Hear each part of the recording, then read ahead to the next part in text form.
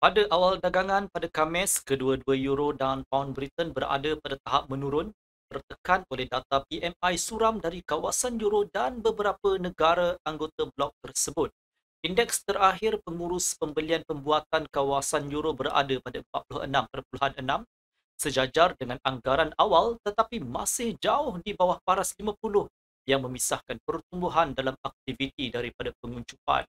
Kemudian pedagang mencerna data inflasi.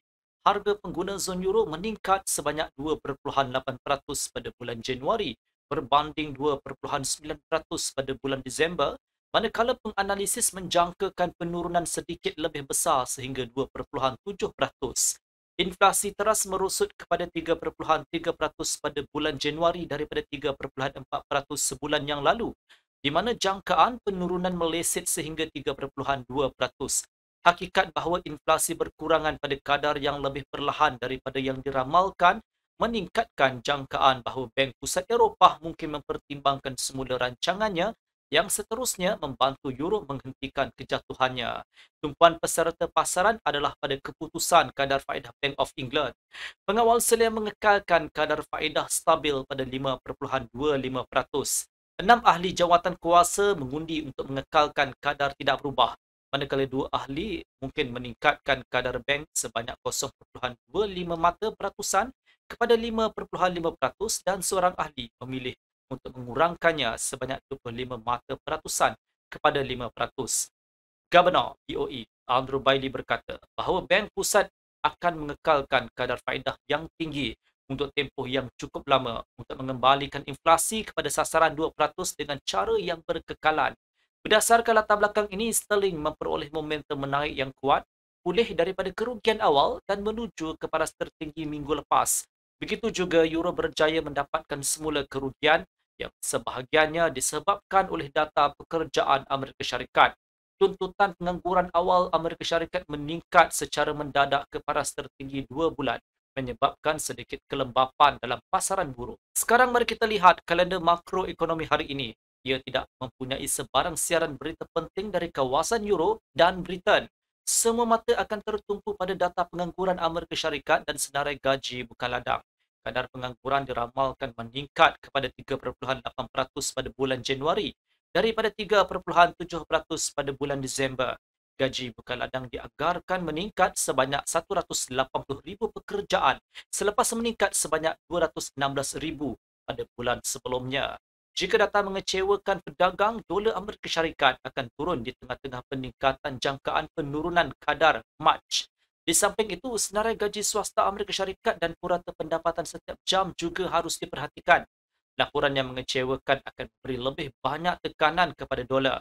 Tambahan pula, pedagang mungkin memberikan perhatian terhadap bacaan sentimen pengguna dan jangkaan inflasi Universiti Michigan. Dari sudut pandangan teknikal, carta 1 jam menunjukkan bahawa pasangan euro-dolar didagangkan berhampiran sempadan atas saluran sisi. Kenaikan diikuti dengan false breakout di 1.0893 akan mewujudkan isyarat jual dengan euro mengurangkan beberapa keuntungan semalam dan merosot sehingga 1.0850. Jika kenaikan harga menguasai semula pasaran dan harga membentuk false breakout pada tahap ini, Patuang Eropah akan melantun semula ke 1.0893. Penembusannya di tengah-tengah data pekerjaan Amerika Syarikat yang lemah akan menjana isyarat beli yang kukuh memacu euro sehingga 1.0931 dan juga 1.0966. Pada tahap 1.0966, saya cadangkan untuk melakukan penjualan di rebound dengan jangkaan pembetulan intraday 30 sehingga ke 35 pips. Penjualan di 1.0931 dan 1.0893 boleh dipertimbangkan hanya di false breakout. Sekiranya data kukuh pada senarai gaji bukan ladang, euro akan menurun sehingga 1.0810 dan mungkin 1.0783. Pada tahap 1.0850 dan 1.0810, anda disyorkan untuk membuat pembelian di false breakout.